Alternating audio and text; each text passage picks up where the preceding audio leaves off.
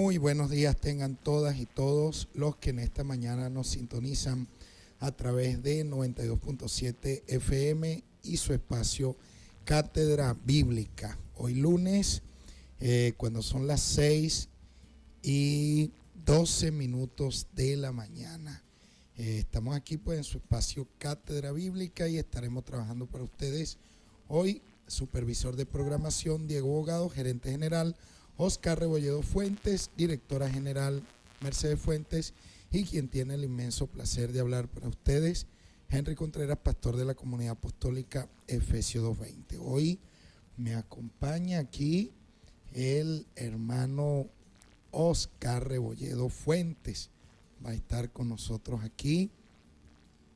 Así pues que le damos gracias a Dios porque nos permite estar con ustedes esta mañana, como todas las mañanas, cuando a veces pues no hay contratiempos. Cuando no hay contratiempos, pues cuando existen los contratiempos, pues en algunas ocasiones no podemos estar con ustedes, pero esta mañana, gracias a nuestro Dios, podemos estar con ustedes como todas las mañanas. Bien, hoy queremos tratar un tema sumamente interesante, como todos los temas de la Biblia. Vamos a hablar acerca del primer escrito cristiano del Nuevo Testamento. El primer escrito cristiano del Nuevo Testamento, el primer documento canónico del Nuevo Testamento del cual nosotros podamos tener noticias, y estamos haciendo referencia a la primera carta de Pablo a los tesalonicenses. Así que queremos invitarles a los que nos sintonizan, a los que en este momento se están tomando un café, tal vez van por ya camino hacia su trabajo y bueno, nos van siguiendo, a estar atentos a este tema.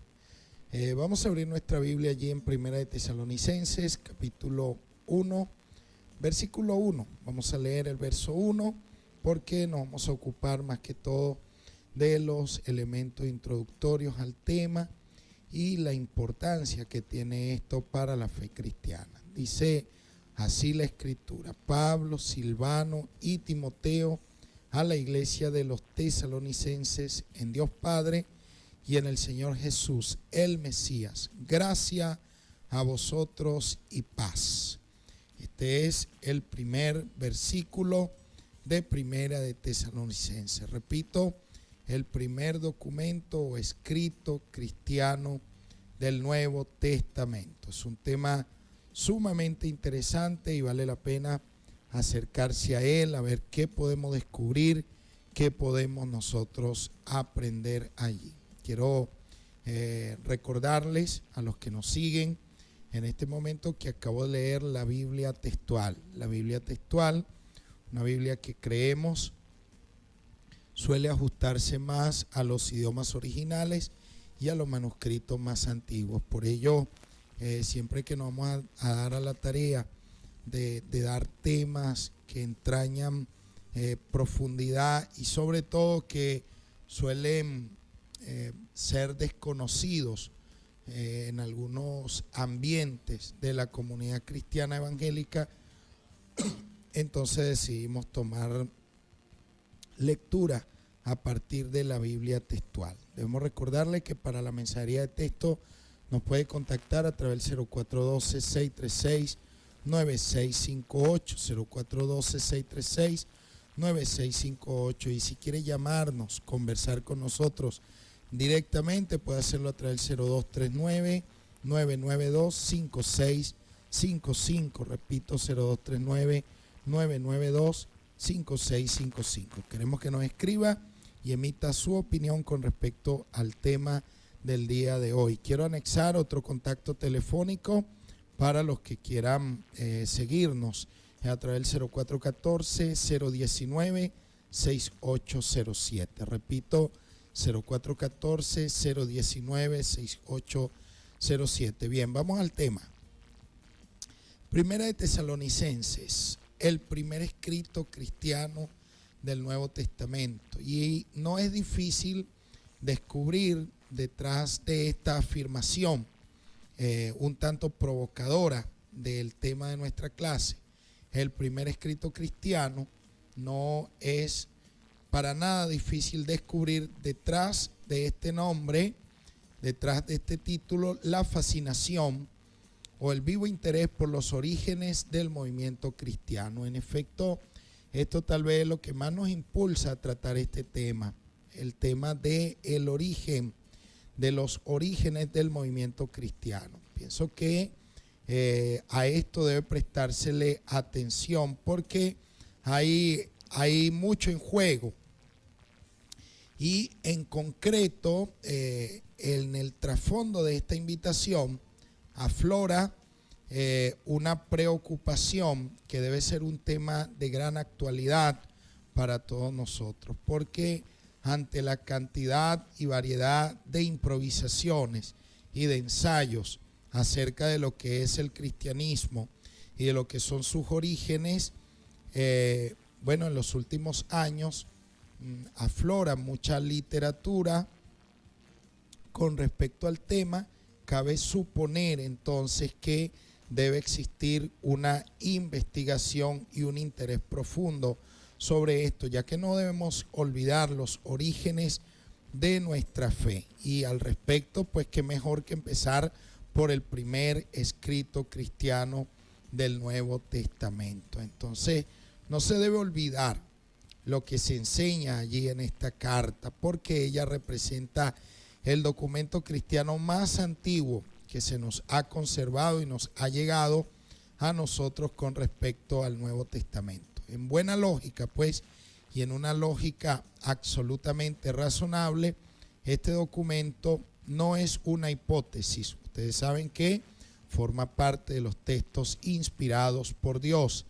Y cuando hablamos nosotros de los orígenes de la fe cristiana, no deberíamos hacerlo en un terreno hipotético o en el terreno de la imaginación, de los mitos o de tradiciones que no se remonten a la Biblia. Debemos nosotros remontarnos a documentos bien testificados, bien atestiguados, que son los que deben marcar la pauta en el origen de la investigación seria de la fe cristiana, frente a movimientos hipotéticos, imaginarios, que intentan reconstruir los orígenes de la fe cristiana, y a veces hay que decirlo, no de forma desinteresada, sino que entrañan un interés que muchas veces no tiene nada que ver con los intereses de Dios.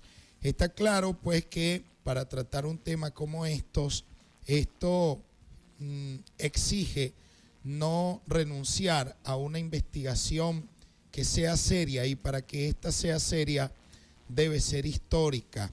Debemos reducir a su mínima expresión el camino hacia los orígenes de la fe cristiana por la vía de la imaginación o de la hipótesis o de los mitos, que es lo que muchas veces se ve en algunos ambientes cristianos. Entonces, no se debe renunciar a una investigación seria, repito, y para que ésta pueda hacerlo debe tener tintes históricos. Como es natural, incursionar en este campo exige siempre la valentía de trabajar, evitando hipótesis, evitando imaginaciones, lo que cabe significar y supone más bien siempre un camino saludable, es decir, la invitación respecto a los datos y la cordura que debe existir en una coherencia histórica. Hay datos que nosotros hemos estudiado. Estos datos simplemente son hechos, y esos hechos son los encontramos escritos allí pues en la Biblia, y frente a ellos no cabe la improvisación, lo que cabe es la investigación, el estudio serio, el trabajo comprometido con esos datos y presentarlo de forma coherente con la historia.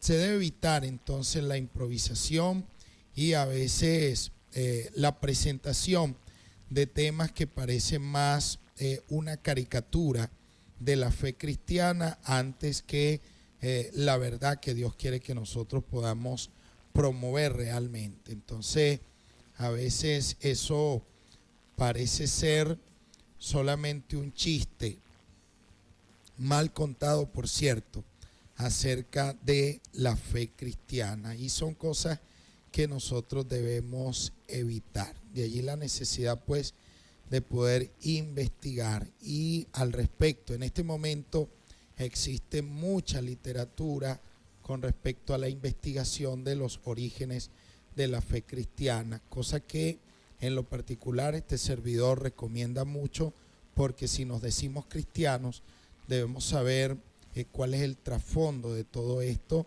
y hay mucha literatura al respecto en este momento. No en vano dice la Biblia que muchas veces colamos el mosquito, pero nos tragamos el camello, y a veces colamos el mosquito con el afán de no quedarnos atorados, si se quiere, pero no tenemos ningún reparo en tragarnos los camellos, y estos sí que de verdad pueden ahogarnos y ahogarnos en nuestra fe. Entonces, este primer escrito cristiano al que nos estamos refiriendo, específicamente Primera de Tesalonicenses, es una carta de Pablo, la cual escribió pues a la comunidad de Tesalónica, y aproximadamente la escribe entre el año 50 51, es decir, 20 años o 17 años después de la muerte y resurrección de nuestro Señor Jesucristo. Pero no se trata de un escrito aislado, sino que es la primera de una serie de cartas de Pablo que escribió durante la primera década de los años 50. Todas ellas configuran el grupo de escritos cristianos más antiguos que se conservan. Sería de esperar entonces que la investigación sobre los orígenes de la fe cristiana reconozca la importancia de los escritos paulinos y la primacía que deben tener estos documentos con respecto a este tema que estamos tratando. Entonces, fíjense ustedes que si nosotros podemos reflexionar seriamente en esto, un documento escrito más o menos en el año 50, 17 o 20 años después de la muerte y resurrección de nuestro Señor y Salvador Jesucristo, no va a ser un documento aislado, porque el apóstol Pablo en ese periodo de los años 50, comprendido entre el 50 al 60, va a escribir la mayoría, si no la totalidad de sus cartas. Hay que decir que Pablo es un creyente de la primera generación de cristianos.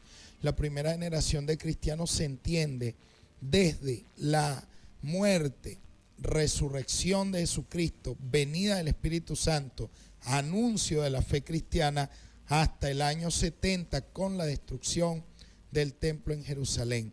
En ese periodo que acabo de escribir se ubica la primera generación de cristianos o de creyentes, y Pablo escribe alrededor de los años 50, entre el 50 y el 60, recordando que Pablo, según la historia, muere bajo el imperio de Nerón, y está fechado más o menos su muerte como entre el año 62, 64. Entonces es bien importante que nosotros podamos ubicar los escritos del apóstol Pablo en esta primera década de los años 50. Este punto de vista es muy importante, lo que en estos escritos se afirma, con respecto a los orígenes de la fe cristiana. Entonces hay que reconocer la importancia que tienen los escritos del apóstol Pablo y la primacía que debe tener a la hora de una investigación histórica acerca de los orígenes de la fe cristiana. Debemos recordar también que al principio, en los orígenes de la fe cristiana, debemos nosotros prestarle mucha atención a lo que tiene que ver con la tradición oral o el lenguaje oral, ya que al principio los primeros autores del Nuevo Testamento, o los primeros creyentes, del Nuevo Testamento, se ocuparon más de predicar que de escribir. Y esto vale la pena rescatarlo continuamente. Nosotros siempre lo estamos haciendo desde aquí, desde este espacio, y vale la pena seguir afirmando esto como una verdad que nunca debe olvidarse. Las primeras comunidades cristianas se mantenían su fe a través de la tradición oral, es decir, a través del mensaje vivo, el mensaje transmitido de forma oral por los primeros discípulos de nuestro Señor y Salvador Jesucristo. Debemos recordar entonces esto, recordando que nuestro Señor Jesucristo, como los grandes maestros de la antigüedad, Jesús de Nazaret no escribió nada, tampoco parece haber salido de las fronteras de Israel. Lo mismo que sucede, por ejemplo, por analogía, en Grecia, por ejemplo, con Sócrates o con otros filósofos griegos, no escribieron nada. Lo mismo también en la India, con personajes relevantes en su historia. Los cito a ellos solamente como un punto de comparación, nunca para igualar a Sócrates, a Buda o alguna figura relevante en otras culturas, nunca para igualarlos con nuestro Señor Jesucristo. Existen definitivamente muchas distancias. Una de ellas es que Cristo está vivo y ellos están muertos. Mal podría yo citarlos a ellos para igualarlos con Jesucristo. Solamente como un punto de comparación en lo que quiero destacar en este momento, y es para resaltar que Jesús, al igual que ellos, no dejaron nada escrito.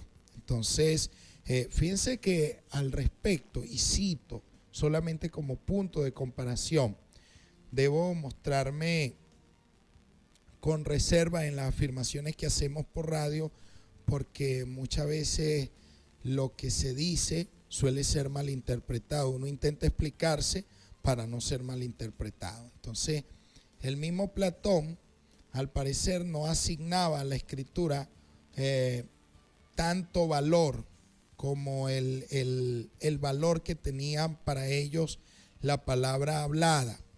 Tenía menos importancia la palabra escrita, e incluso creía que eso le restaba valor a la memorización y por ende al aprendizaje, porque según él la palabra escrita podía prestarse a un olvido y a un problema en el tema de la memorización y de enriquecer el alma interiormente. Ustedes saben el concepto que tenía él con respecto al tema del alma, y ya nosotros lo hemos tratado. Me parece que tenemos una llamada telefónica. Dios le bendiga, díganos su nombre, de dónde nos llama. Vamos a darle entrada a la llamada. Sí, buenos días. Buenos días. Sí, Dios le bendiga, su nombre, de dónde nos llama, por favor. Buenos días, hermano. Dios le bendiga. Preocupada por el programa, pero gracias a Dios ya están ahí. Interesante el tema, hermano. Una pregunta urgente. ¿Quiere decir lo que usted está diciendo de que la primera carta a los tesalonicenses es antes que los evangelios y todo? Por supuesto que sí, amada, anterior a los evangelios y todo. Muchas gracias, hermano, era eso. Bueno, gracias a usted, mi hermana querida, por llamarnos y por estar allí atenta pues a lo que estaba pasando con el programa en las mañanas.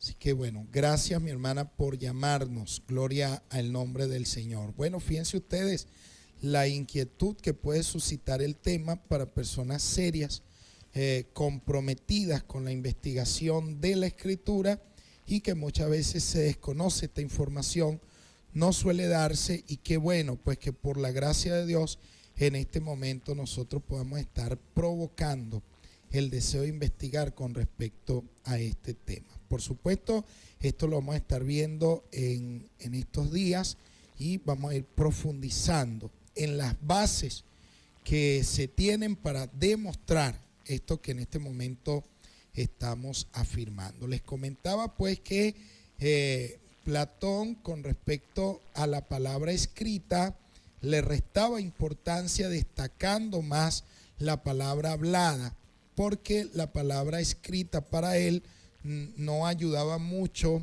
al tema de ponía el alma como vaga, pues.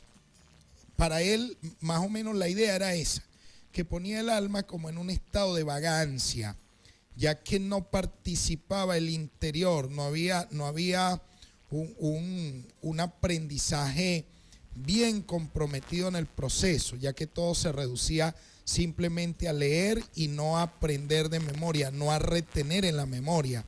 Entonces él no le daba tanta importancia a la palabra escrita, porque era un mecanismo que simplemente podía prestarse al olvido. Pues a veces pareciera ser que esto es así, amados hermanos. Tenemos la Biblia, tenemos esa palabra de Dios hablada y luego escrita, y hay que ver cuánto nosotros la desconocemos a pesar de tenerla escrita, cuán poco la hemos memorizado.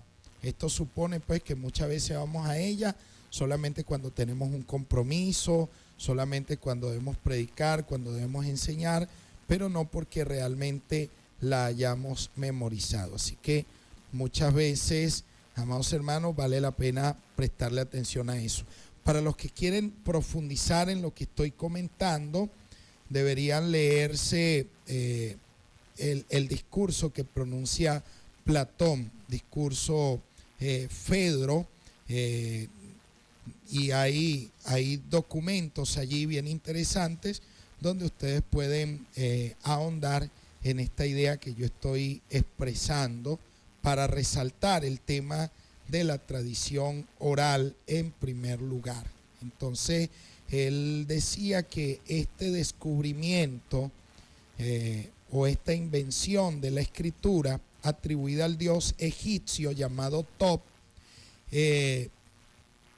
decía que este descubrimiento, por falta del ejercicio de la memoria, produciría en el alma de quienes lo aprendieran el olvido, porque se estarían confiando de la escritura, recordarían desde afuera a través de caracteres extraños, es decir, entiéndase la gramática, y no desde dentro y por sí mismos. Con este comentario de Platón, él estaba indicando que confiaríamos todo ya a la palabra escrita y no estaríamos interiorizando o memorizando, es decir, reteniendo con nosotros esto. Muchas veces sufrimos de olvido en cuanto al tema de la Biblia. Entonces, fíjense ustedes que al principio la primera transmisión de la fe cristiana era de forma oral. Repetimos que Jesús de Nazaret no escribió nada, absolutamente nada escribió él. Algunos pueden citar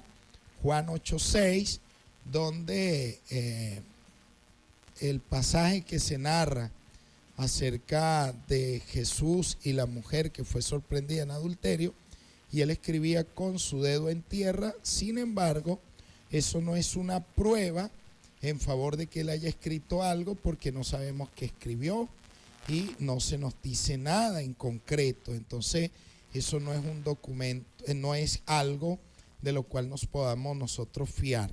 El hecho cierto es que Jesús pertenece a una cultura donde la tradición oral es el fuerte, y lo que se refiere a las escrituras es por definición para hablarnos solamente de los escritos sagrados, entiéndase del Antiguo Testamento, considerados como inspirados por Dios. Pero Jesús no escribió nada, tampoco mandó a escribir, además fue a predicar.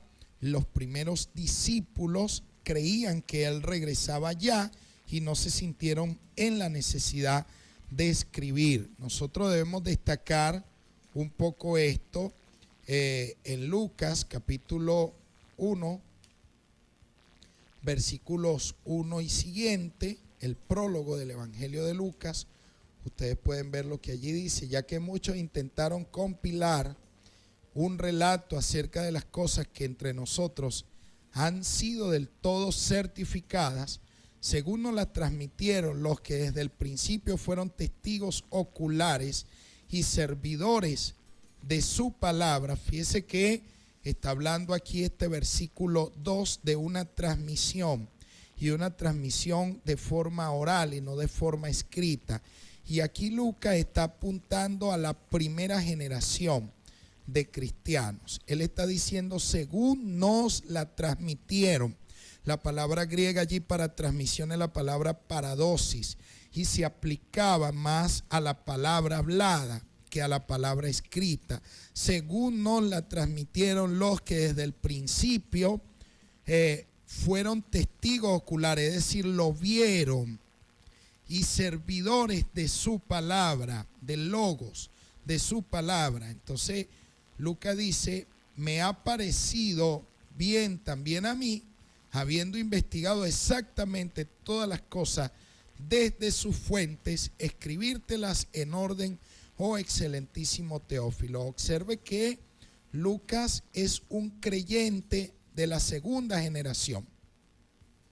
Y este evangelio está fechado más o menos para el año 80, mientras que la primera carta de Tesalonicenses está fechada por el año 50-51. Por el año 50-51. Este evangelio está fechado más o menos por el año 80. Y aquí los antecedentes internos del mismo evangelio nos permiten ver que Lucas no es un testigo directo, no anduvo con Jesús, no estuvo con Jesús, y a él se la transmitieron los que fueron testigos oculares. Es decir, él aparece como un creyente de la segunda generación. Observe, según el versículo 2, que los testigos oculares, es decir, las personas que Jesús envió, las envió fue a predicar y se ocuparon de predicar y no de escribir. Lucas, en cambio, creyente de la segunda generación, se ocupa ahora de escribir. Pero los primeros, los que Jesús envió, se ocuparon fue de predicar. De tal manera que vale la pena resaltar esto, detenerse en esto y prestarle mucha, pero que mucha atención. Ya que el primer escrito cristiano que se conoce y que está bien documentado, sigue en pie el hecho de que es primera de Tesalonicenses, hasta que alguien pueda demostrar lo contrario. Pero sinceramente, amados hermanos y hermanas, a esto se le ha dedicado mucho tiempo, y la investigación científica corrobora que se trata de primera de Tesalonicenses. Entonces debemos reflexionar en esto. Y en lo siguiente, el hecho de que entre la muerte y resurrección de Jesús, ocurrida más o menos entre el año 30-33, y la composición comprobada del primer escrito cristiano del que estamos hablando, es interesante que en este primer escrito se menciona el nombre de Jesús,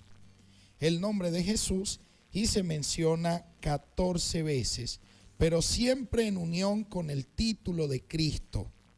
¿Por qué menciono esto? Que se menciona siempre en unión con el título de Cristo, con el predicado de lo que de Jesús se dice, porque Jesús antes de la cruz es conocido básicamente como Jesús de Nazaret, pero después de la cruz Dios le hace Señor y Cristo a partir de la resurrección. Y aquí en este primer documento cristiano, donde el nombre de Jesús, repito, aparece 14 veces, se va a mencionar siempre en unión y en relación con el título de Cristo. Además, es Pablo quien está escribiendo, y Pablo tiene conciencia es de un Cristo o de un Jesús resucitado. Entonces pasa por lo menos una veintena de años, pasan por lo menos de 20 a 17 años sin documentos escritos anteriores a este, sin ningún tipo de documento escrito anterior a este. Es decir, no habían evangelios, no había ningún otro escrito del Nuevo Testamento, porque ya estamos aclarando que la primera generación de cristianos fue mandada a predicar y se ocupó de predicar. Así lo recogemos nosotros en los mismos evangelios donde sabemos que Jesús mandó fue a predicar, que Él no escribió, que sus discípulos tampoco lo hicieron. Y aquí Lucas nos acaba de informar que los primeros discípulos, los testigos oculares, lo que hicieron fue predicar. ¿Por qué se le atribuyen? Entonces, se le atribuye la autoría a Mateo, al apóstol Mateo, y la autoría de Juan al apóstol Juan. Bueno, eso es otro tema. Pero nosotros vamos viendo aquí algunas cosas que vale la pena recordar, algunas cosas que vale la pena tomar nota, investigar. Este tema es para el debate, para la investigación. Los que opinen distinto, por favor, investiguen. Pero si este escrito está documentado por el año 50 o 51, 17 años después de la muerte de Jesucristo, en estos 17 años no existieron documentos cristianos escritos, no había evangelios, no había evangelios. En todo caso, este es el primer escrito cristiano y no da cuenta, por cierto, de la vida terrenal de Jesús. Esta es una segunda característica que nosotros queremos rescatar aquí para hablar de la antigüedad de este documento y lo fiable que debe ser este documento para nosotros en todo caso. Porque en este primer escrito cristiano no se dice nada sobre la vida terrena de Jesús. Y esto va a ser otra evidencia contundente de lo que nosotros queremos ir afirmando a través de esta serie de estudios que vamos a estar dando en los próximos días. No se da cuenta, repito, de la vida terrena de Jesús. La única excepción que nosotros podemos encontrar tal vez apunta hacia el capítulo 2, versículo 15 y el capítulo 4, versículo 14, cosa que voy a proceder a leer en este momento. Dice aquí, los cuales no solo dieron muerte al Señor Jesús y a los profetas, sino que a nosotros nos expulsaron y no agradan a Dios y se oponen a todos los hombres. Observen que aquí el apóstol está hablando de los judíos y dice que los cuales no solo dieron muerte al Señor Jesús. Miren ustedes que el único dato que nosotros podíamos atribuir, o los dos únicos datos que nosotros podríamos atribuir dentro de la misma carta al Jesús histórico, es decir, al Jesús antes de la cruz, se ubican, por cierto, los dos en la cruz. Y este hecho es significativo porque aquí se está diciendo los cuales no solo dieron muerte al Señor Jesús. Miren ustedes cómo Pablo se dirige aquí a Jesús como Señor y además se refiere a la muerte del Señor, no a los antecedentes anteriores a su muerte. No habla nada con respecto a milagros que Jesús hubiera hecho, ni tampoco con respecto a su bautismo, ni a ningún otro hecho atribuible a Jesús anterior a la cruz. Pablo lo va a ubicar en la cruz, para hablar del Jesús histórico. Y en el capítulo 4, verso 14 también dice, porque si creemos que Jesús murió y resucitó. Observen que se ubica en un dato del Jesús histórico, pero se va a ubicar en la cruz, que Jesús murió y resucitó. Sin embargo, se ubica en una fórmula de fe, porque si creemos que Jesús murió y resucitó, así también traerá Dios con él, es decir, con Jesús, a los que durmieron en él. Entonces, observen ustedes que en este primer documento o escrito cristiano no se da cuenta de nada sobre la vida terrena de Jesús. La única excepción apunta hacia la cruz, donde acabamos de leer 1 Tesalonicenses 2:15 y 4:14, sin mencionar el modo de su muerte, es decir, la crucifixión. Tampoco se lee en esta carta ninguna cita de palabras o frases que nuestro Señor Jesucristo haya pronunciado, cosa que sí recogen ampliamente los evangelios. Este escrito de 1 Tesalonicenses nos introduce directamente a nosotros en el contexto vivo de una comunidad cristiana y de sus problemas, además de revelarnos la personalidad del remitente, es decir, de Pablo y de los que le acompañan, y del tipo de relación que existía entre él y sus destinatarios. Bien, nosotros tenemos que seguir haciendo comentarios en esta dirección, pero vamos a ver qué nos puede decir la mensajería de texto en el día de hoy, a ver qué impresión podemos recoger de ustedes. Por aquí me escriben: buenos días, hermanos, Dios les bendiga, amén, adelante, adelante, en el nombre de Dios, amén. Luego me escriben: hermano, eso quiere decir que los evangelios fueron descubiertos después de la primera carta a los tesalonicenses. Gracias por sus comentarios.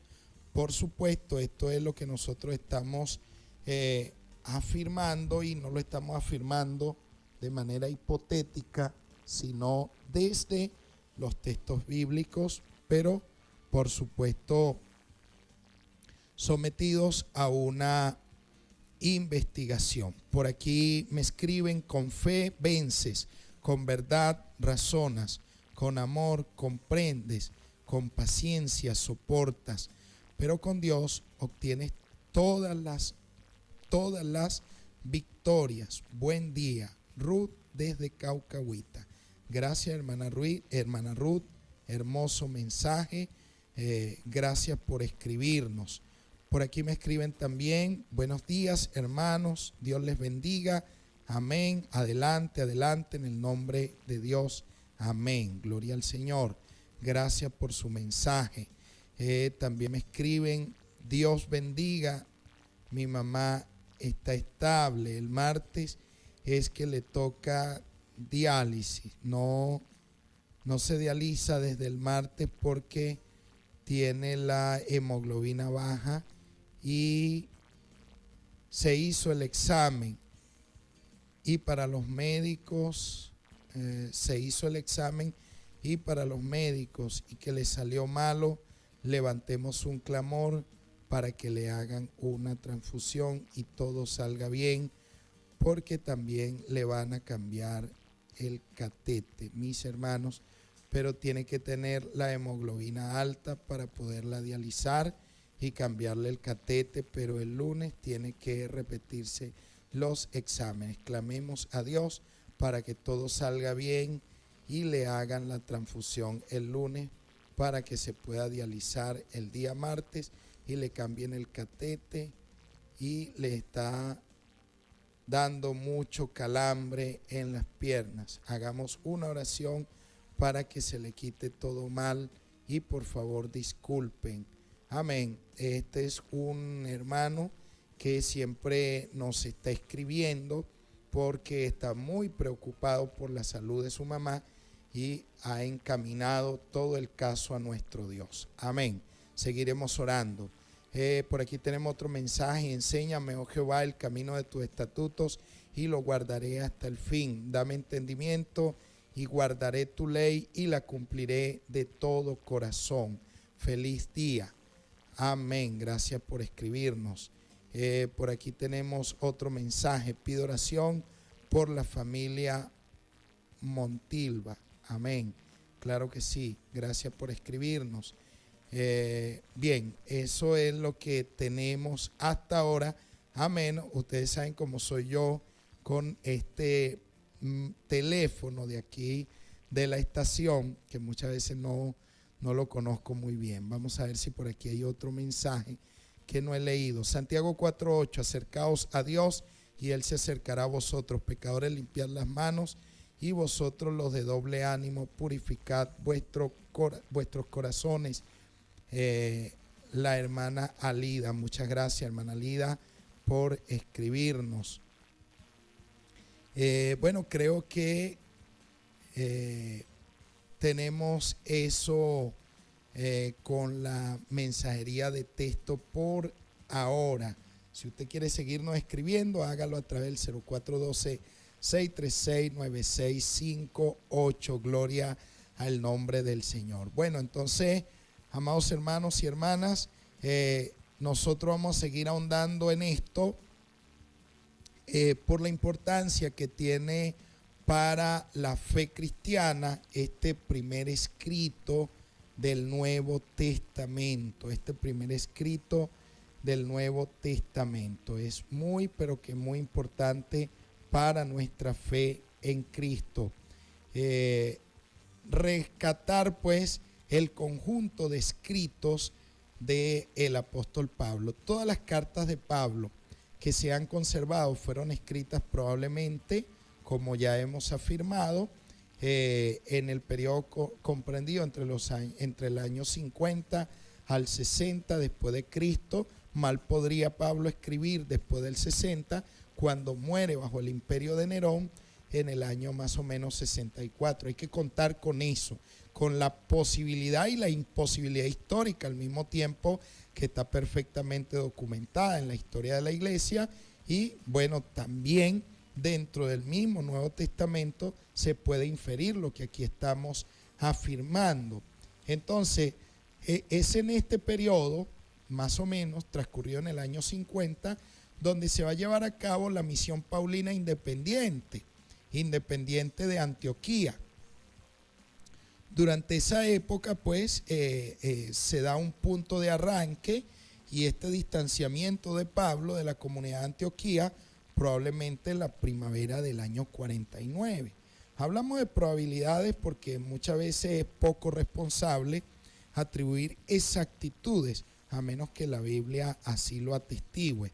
Pero estas probabilidades son probabilidades altamente ciertas. Y ahora vamos a recurrir a algunos textos de la Biblia si nos da tiempo. Si no, el día de mañana los vamos a tomar, los vamos a estar leyendo. Entonces, este distanciamiento del apóstol Pablo, más o menos de la comunidad de Antioquía, se va a llevar a cabo en la primavera del año 49, a causa del conflicto que describe Pablo en Gálatas capítulo 2, del verso 11 al 14. Fue entonces cuando Pablo, acompañado de algunos colaboradores, inició su propia misión. Entre ellos va a aparecer Timoteo y Silvano, donde él va a emprender su propia misión. Cabe destacar que, por cierto, son ellos los mitentes o los remitentes que aparecen allí en Primera de Tesalonicenses, capítulo 1, versículo 1, donde dice Pablo, Silvano y Timoteo. Silvano y Timoteo. Entonces, es con ellos que Pablo va a iniciar más o menos la misión, que a partir de esa misión van a ir surgiendo iglesias.